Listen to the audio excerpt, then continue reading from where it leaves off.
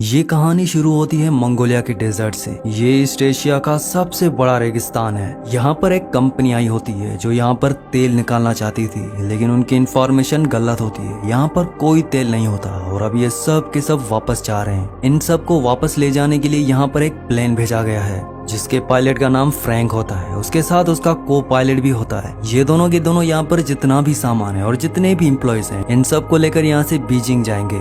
ये सब के सब प्लेन में बैठ जाते हैं और बीजिंग के लिए निकल पड़ते हैं। और तभी इस बहुत बड़े रेगिस्तान में तूफान आना शुरू हो जाता है। फ्रैंक का जो को पायलट होता है वो बोलता है कि हमें क्या करना चाहिए। फ्रैंक कहता है कि अगर हम वापस गए तो हमें फ्यूल के लिए इंतजार करना पड़ेगा, क्योंकि दोबारा उड़ान भरने के लिए हमारे पास फ्यूल नहीं है और उसमें कितना वक्त लगेगा मुझे नहीं पता, इसीलिए हमें आगे बढ़ना होगा। इसके बाद फ्रैंक अपने प्लेन को और भी ऊपर ले जाता है ताकि वो रेत के तूफान से निकल पाए, लेकिन यहाँ पर इनका प्लेन ओवरलोडेड होता है। ये तूफान में फंस जाते हैं। साथ ही रेडियो की मदद से राब्ता करने की भी कोशिश करते हैं, लेकिन इनका राब्ता नहीं हो पाता और रेत की वजह से इनका एक इंजन खराब हो जाता है। फ्रैंक कहता है कि मुझे इमरजेंसी लैंडिंग करनी होगी और वो इमरजेंसी लैंडिंग करने के लिए प्लेन को नीचे उतारना शुरू कर देता है। लेकिन ये लैंडिंग इतनी आसान नहीं होती क्योंकि आगे उसे कुछ भी नहीं दिख रहा होता और जैसे ही प्लेन और नीचे उतरता है तो इनके प्लेन का पिछला हिस्सा एक चट्टान से टकराता है, जिस वजह से पीछे का दरवाजा खुल जाता है। इनमें से एक पैसेंजर उड़ जाता है और उसकी मौत हो जाती है। और अब इनका प्लेन रेगिस्तान में घिसटता हुआ आगे तक जाता है और जब प्लेन रुकता है तो ये देखते हैं कि प्लेन में 2 पैसेंजर्स और मर चुके होते हैं, लेकिन अभी भी ये बाहर नहीं जा सकते क्योंकि बाहर तूफान चल रहा है। और जब तूफान थमता है तो ये दिखाया जाता है कि इनका पूरा प्लेन रेत के अंदर दफन हो चुका है। लेकिन कुछ ही घंटों के बाद रेत वहाँ से खुद ही उड़ जाती है और इनका प्लेन एक बार फिर से विजिबल हो जाता है। ये सब के सब बाहर आते हैं और अपने खाने की सप्लाई चेक करते हैं और उन्हें पता चलता है कि इनके पास 1 महीने के खाने और पीने की सप्लाई है। इन्हीं में से एक आदमी होता है, वो कहता है कि मैं चलकर यहाँ से बाहर निकल जाऊंगा। दरअसल इन्हें यहाँ से बाहर निकलने के लिए 200 माइल का सफर करना होगा, क्योंकि अब ये मंगोलिया में नहीं बल्कि चाइना में कहीं है। लेकिन इन्हें अपनी एग्जैक्ट पोजीशन नहीं पता होती और ना ही इनका रेडियो काम कर रहा होता है। वो आदमी तो यहाँ से चलकर निकलना चाहता है। वो कहता है कि मैंने मैराथन किया है, मैंने हाइकिंग ट्रैकिंग की है, मैं यहाँ से जा सकता हूँ। उसे बताया जाता है कि ये जुलाई का महीना है और रेगिस्तान में जुलाई का महीना सबसे गर्म होता है। अगर आप 1 गिलास पानी पियोगे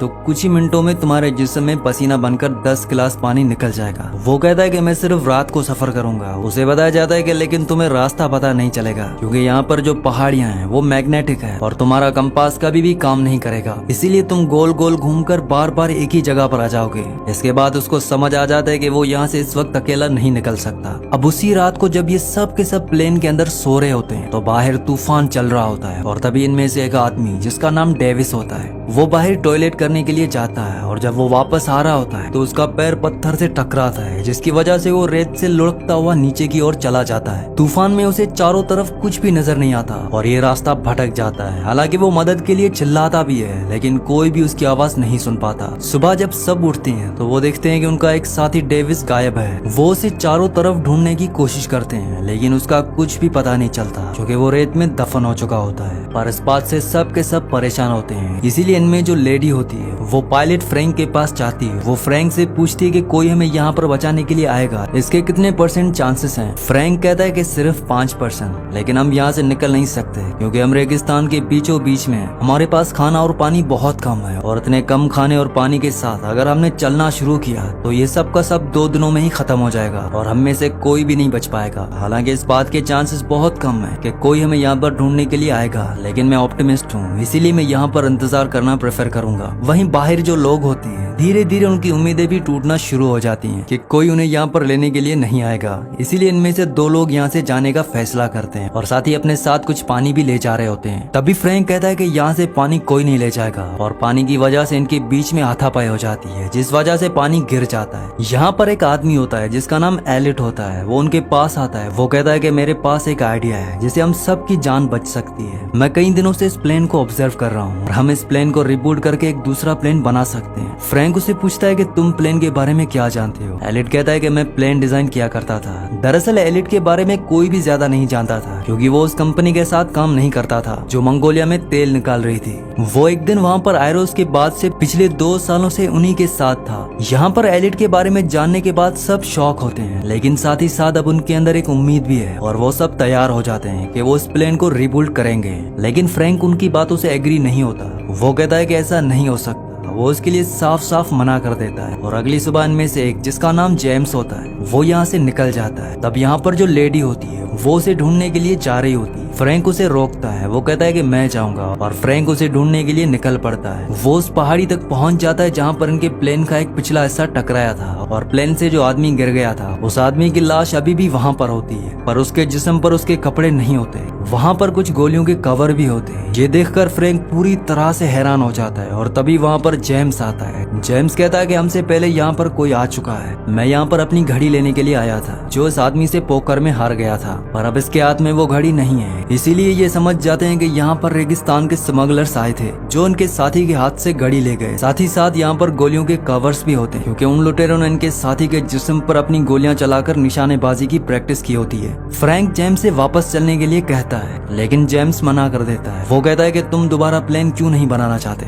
फ्रैंक कहता है कि वो इसलिए क्योंकि मैं उन्हें झूठी उम्मीदें नहीं देना चाहता, ऐसा कुछ नहीं होने वाला। जेम्स कहता है कि इस दुनिया में हर एक इंसान प्यार चाहता है, और अगर हम किसी को प्यार नहीं दे सकते तो हमें उसे उम्मीद देनी चाहिए। अगर हम उसे उम्मीद भी नहीं दे सकते तो उसे वो करने देना चाहिए जो वो करना चाहता है। जेम्स की बातें सुनने के बाद फ्रैंक इन लोगों को प्लान बनाने में साथ देने के लिए राजी हो जाता है, बावजूद इसके कि उसे पूरा यकीन है कि प्लान नहीं बन सकता। ये दोनों के दोनों उस जगह पर आ जाते हैं जहाँ पर इनके बाकी साथी हैं, और अब ये सब मिलकर प्लेन बनाना शुरू करते हैं। ये दिन में काम नहीं करते क्योंकि यहाँ पर बहुत गर्मी होती है, इसीलिए पूरी रात काम करते हैं। पर इनकी परेशानी तब बढ़ जाती है जब एक रात को इनका वो फ्यूल जो इन्होंने आग जलाने और जनरेटर जलाने के लिए रखा होता है उस पर वेल्डिंग करते हुए चिंगारियां गिर जाती हैं और एक बहुत बड़ा ब्लास्ट होता है। हालांकि इस ब्लास्ट में किसी की जान नहीं जाती, लेकिन इनका सारा का सारा फ्यूल बर्बाद हो जाता है। अब इनके पास उतना ही पेट्रोल, मतलब कि उतना ही फ्यूल बचा है जिस पेट्रोल से ये यहाँ से निकल सकते हैं। ये अब इसका इस्तेमाल नहीं कर सकते, इसीलिए अब इन्हें रात को नहीं बल्कि दिन में काम करना होगा। और दिन में यहाँ पर बहुत ज्यादा गर्मी होती है, लेकिन ये हिम्मत नहीं हारते, ये दिन में काम करना शुरू कर देते हैं। और अब जब इन्होंने प्लेन को रिबूट किया है उसमें इन्हें एक विंग को जोड़ना है, और इनके पास एक ही मौका है। अगर ये विंग नीचे गिर गया तो ये कभी भी ऊपर नहीं आ सकते,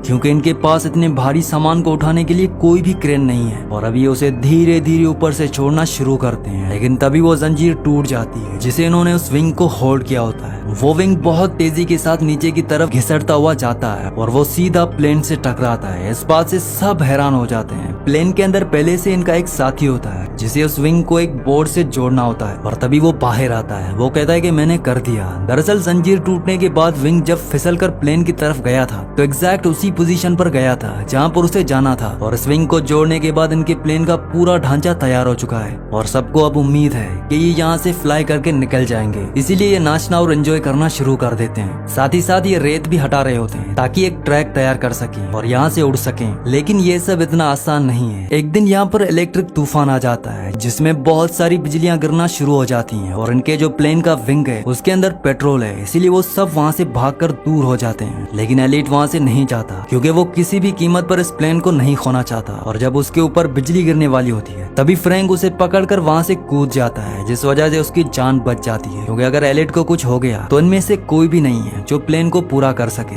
ये सब इस प्लेन का नाम फीनिक्स रखते हैं। फीनिक्स असल में इजिप्शियन माइथोलॉजी के हिसाब से रेगिस्तान का एक ऐसा परिंदा है जिसे बहुत ही पावरफुल माना जाता है, लेकिन इन्हें अभी भी फीनिक्स पर, मतलब कि अपने प्लेन पर बहुत काम करना है। अब धीरे धीरे इनका पानी भी खत्म हो रहा है। एक रात ये रेत की चट्टान से देखते हैं कि इनसे काफी दूर कुछ लोग हैं जो टेंट लगाकर वहाँ पर सो रहे हैं। असल में ये सब के सब स्मगलर्स होते हैं जो हथियारों के सप्लायर होते हैं, जो रेगिस्तान के रास्तों से हथियारों की सप्लाई एक कंट्री से दूसरी कंट्री में करते हैं। फ्रैंक कहता है कि हमें उनसे पानी की मदद मांगनी चाहिए, हालांकि एलिट मना करता है, लेकिन फ्रैंक और उनके कुछ साथी वहाँ पर उन लोगों से पानी की मदद मांगने के लिए जाते हैं। फ्रैंक और उसका साथी पत्थर के पीछे छुप जाते हैं ताकि अगर कोई भी खतरा हो तो वो पीछे से हमला कर दे। इनके पास गन भी होती है, और जब वो उन स्मगलर से पानी की मदद मांगते हैं तो उनमें से एक आदमी इन्हीं के एक आदमी पर गोली चला देता है। फ्रैंक और उसका जो साथी होता है वो पीछे से उन पर गोलियां चलाते हैं और उनके आदमियों को मार देते हैं, लेकिन एक स्मगलर वहाँ से भागने में कामयाब हो जाता है। हालांकि फ्रैंक के पास मौका था उसे पीछे से गोली मारने का, लेकिन वो गोली नहीं चलाता क्योंकि वो खूनी नहीं है। यहाँ पर जेम्स इन मरे हुए स्मगलर्स में से एक स्मगलर का हाथ में वो अपनी अपनी घड़ी देखता है जो उसके उस दोस्त के पास थी जिसकी प्लेन से गिरकर मौत हो गई थी। मतलब कि ये वही स्मगलर्स हैं जो पहले भी यहाँ पर आ चुके थे और इन्हीं स्मगलर्स ने इनके मरे हुए साथी के ऊपर गोलियां चलाई थी। मतलब कि ये बहुत ही खतरनाक स्मगलर्स थे। इनमें से एक स्मगलर बच जाता है, वो जख्मी होता है और ये सब उसे अपने प्लेन के पास लेकर आते हैं। हालांकि कुछ लोग चाहते हैं कि इसे मार दिया जाए क्योंकि इसने इनके साथी को मारा है, लेकिन फ्रैंक ऐसा करने से मना करता है और सबके बीच में आर्ग्यूमेंट हो रहे होते हैं। तभी एलिट उसे गोली मार देता है, जिस वजह से फ्रैंक और एलिट के बीच में आर्ग्यूमेंट्स होना शुरू हो जाते हैं। एलिट फ्रैंक को ब्लेम करता है, वो कहता है कि तुम पायलट थे, तुम्हारी वजह से हम यहाँ पर फंसे हैं और तुम्हारी वजह से हमारे एक साथी की जान गई क्योंकि मैंने मना किया था, फिर भी तुम वहाँ पर गए। और इस बात से फ्रैंक को गुस्सा आ जाता है, वो एलिट को एक पंच मारता है और अब एलिट इन सब से नाराज हो जाता है क्योंकि उसकी ईगो हर्ट हो जाती है। वो कहता है कि मैं अब प्लेन नहीं बनाऊंगा, मुझे जितना काम करना था मैंने कर लिया, मैं यहाँ पर 10 लोगों के बराबर काम करता हूँ और तुम सब आराम करते हो। केली यहाँ पर उसके पास आती है और वो उसे कहती है कि तुम्हारे बिना हम इस प्लेन को नहीं बना सकते, हमें तुम्हारी जरूरत है। वो कहता है कि सब अगर मुझे रिक्वेस्ट करेंगे तभी मैं प्लेन को बनाऊंगा और सबको उसे रिक्वेस्ट करनी पड़ती है, यहाँ तक के फ्रैंक को भी।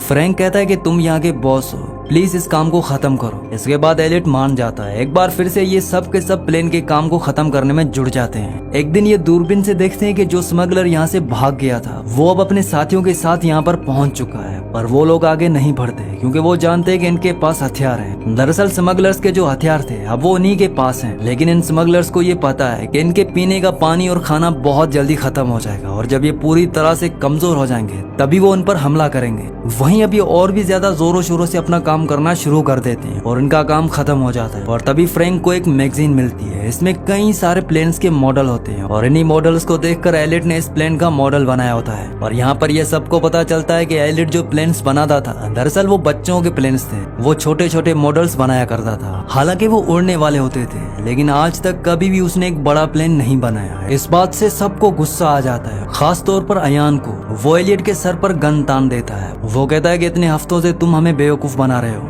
ये प्लेन कभी नहीं उड़ने वाला क्योंकि तुमने आज से पहले कभी भी उड़ने वाला इतना बड़ा प्लेन नहीं बनाया। लेकिन एलियट को पूरा यकीन होता है, वो कहता है कि ये प्लेन उड़ेगा। हालांकि हम छोटे प्लेन्स बनाया करते थे लेकिन वो रिमोट कंट्रोल वाले हुआ करते थे, उनमें बैलेंस की ज्यादा जरूरत होती है। फ्रैंक अयान को रोक देता है और तभी यहाँ पर तूफान आना शुरू हो जाता है और जब हवाएं तेज होती हैं तो जो प्लेन इन्होंने इतने हफ्तों की मेहनत से बनाया होता है वो हवा में अपने आप ही हल्का हल्का उठना शुरू हो जाता है। और ये देखकर सब समझ जाते हैं कि ये प्लेन उड़ेगा। उनके दिल में जो उम्मीद खत्म हो चुकी थी एक बार फिर से वो जाग उठती है, लेकिन ये रेगिस्तान का तूफान होता है जिस वजह से प्लेन पूरी तरह से रेत में ढक जाता है। तूफान खत्म होने के बाद सब के सब हताश हो जाते हैं क्योंकि इन्हें अभी भी यकीन नहीं है कि ये प्लेन इन सबको लेकर यहाँ से उड़ सकता है। लेकिन फ्रैंक कहता है कि हम सब ने इसे मेहनत से बनाया है और इसे हम यहाँ से उड़ा कर ले जाएंगे। ये सब के सब प्लेन को रेत से निकालते हैं और खींचते हुए उस जगह पर ले जाते हैं जहाँ पर रेत नहीं होती। इसके बाद ये प्लेन को स्टार्ट करते हैं। प्लेन स्टार्ट होता है लेकिन जल्दी बंद हो जाता है। ये कई बार ट्राई करते हैं और फाइनली इनका प्लेन स्टार्ट हो जाता है। प्लेन के इंजन की आवाज सुनकर जो स्मगलर्स होते हैं वो उनकी तरफ आने लगते हैं। वो घोड़ों पर अपनी गन्स लेकर इन्हें मारने के लिए इनकी तरफ आ रहे होते हैं। ये सब के सब प्लेन के ऊपर चढ़ जाते हैं और विंग के साथ लटक जाते हैं। दरअसल इनके प्लेन का डिजाइन ऐसा होता है कि उसके अंदर बैठने के लिए किसी के लिए कोई भी जगह नहीं होती। उन्होंने एक बहुत बड़े हवाई जहाज से एक छोटा प्लेन बनाया है और अब इनका प्लेन रनवे पर आगे बढ़ना शुरू हो जाता है। पीछे से स्मगलर्स इन पर लगातार गोलियां चला रहे होते हैं लेकिन इनमें से किसी को भी गोली नहीं लगती और तभी इनका रनवे खत्म हो जाता है। स्मगलर्स को लगता है कि ये सब मारे गए हैं, लेकिन अगले पल ही इनका फिनिक्स उस खाई से उड़ता है और वो आसमान में उड़ना शुरू कर देता है। ये सब के सब इससे बहुत खुश हो जाते हैं क्योंकि इतने हफ्तों से जो उन्होंने मेहनत की थी